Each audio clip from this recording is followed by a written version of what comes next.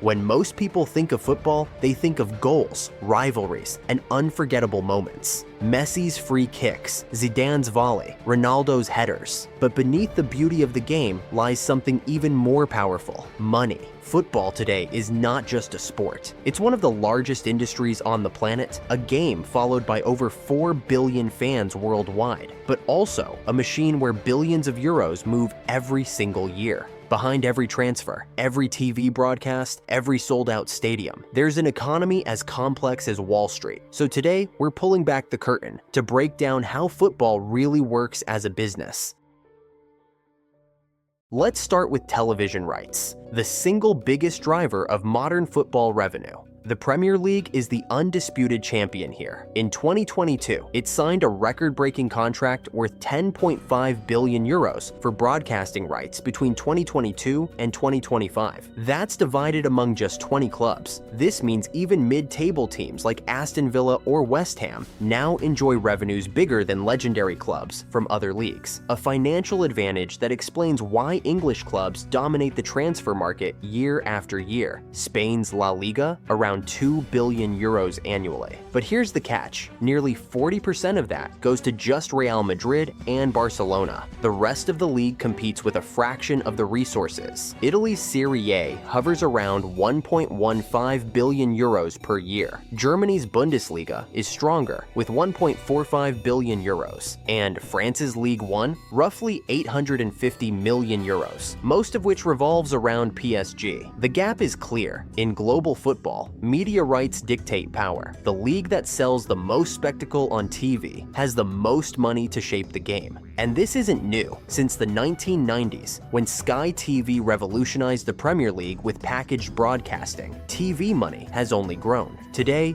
international rights, deals with broadcasters in the US, Asia, or Africa, are just as important as domestic ones. Football has become a product, and the fans watching from home are the customers keeping the machine alive. But television isn't the only source. Stadiums, once just places to watch football, are now multi-purpose money machines. Take Real Madrid's Santiago Bernabeu. After years of renovations, it's been transformed into a futuristic arena designed not just for football, but for concerts, NBA games, esports, and corporate events. The club expects to generate 400 million euros annually from the venue alone. Tottenham Hotspur built one of the most advanced stadiums in the world, designed to seamlessly switch between football and NFL games. They also host concerts and events year-round. It's not just about match day anymore, it's about maximizing profit every day of the week. Arsenal's Emirates Stadium is another example. Its combination of season tickets, hospitality, and premium boxes brings in over 120 million euros each season. Clubs have realized that stadiums are no longer just sporting temples. They are real estate assets. And for fans, this often means higher ticket prices, more expensive memberships, and a shift from football as a local community event to football as a luxury entertainment experience. If TV is the golden goose, sponsorships are the second pillar of modern football. These aren't just logos slapped on shirts anymore. They are multi-million euro contracts that tie clubs to global brands, and sometimes even governments. Real Madrid's partnership with Emirates brings in around 70 million euros annually. Paris Saint-Germain receives 60 million euros per year from Qatar Airways. Manchester City earns 75 million euros from Etihad Airways. Barcelona's record-breaking deal with Spotify, football sponsorships today operate on two levels: financial and geopolitical. They provide clubs with revenue while giving governments or corporations global visibility. And as the game expands into markets like Asia, Africa, and North America, expect these sponsorships to grow even larger.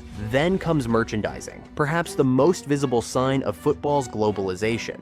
Top clubs like Real Madrid, Barcelona, Manchester United, Bayern Munich, and PSG each sell 2 to 3 million shirts every year. When Cristiano Ronaldo joined Juventus, the club sold 500,000 shirts within days, generating over 50 million euros in revenue almost instantly. But shirts are just the beginning. Clubs earn from scarves, jackets, figurines, video games, apps, digital collectibles, and even fashion collaborations. PSG, for example, has partnered with Jordan Brand to blur the line between football and streetwear. This is why modern clubs are more than teams. They are lifestyle brands. Supporting Barcelona or United isn't just about football anymore. It's about identity, fashion, and global culture. Now we reach the heart of football's financial drama: transfers. Transfers are where football feels most like Wall Street. Neymar to PSG, 222 million euros. João Felix to Atletico Madrid, 126 million euros. Jude Bellingham to Real Madrid,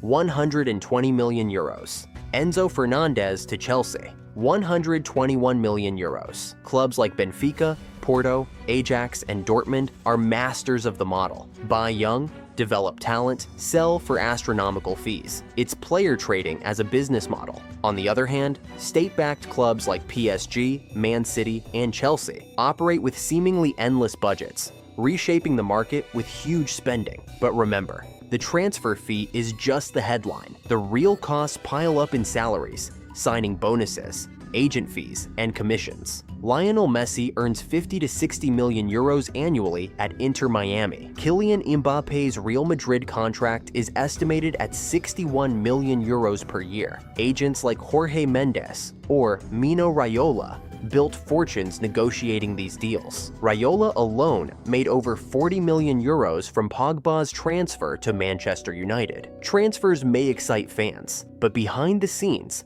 they are financial ecosystems feeding lawyers, intermediaries, agents, and even former clubs through sell-on clauses and FIFA's solidarity mechanism. But here's the twist. Even with all this money, many clubs are financially fragile. Why? Because expenses eat up enormous portions of revenue. For top clubs, 50 to 70% of income goes straight to player salaries. Add in amortized transfer fees, staff wages, stadium maintenance, travel, medicals, insurance, and taxes. And suddenly, profits shrink dramatically. It's a balancing act. A few seasons without Champions League football, or one reckless spending spree, can push even giant clubs toward financial crisis. That's why financial management has become as crucial as tactical management. Football is still about passion, about the roar of the crowd, the heartbreak of penalties, the dream of lifting trophies. But behind every 90 minutes, there's another game being played. A game of contracts, sponsorships,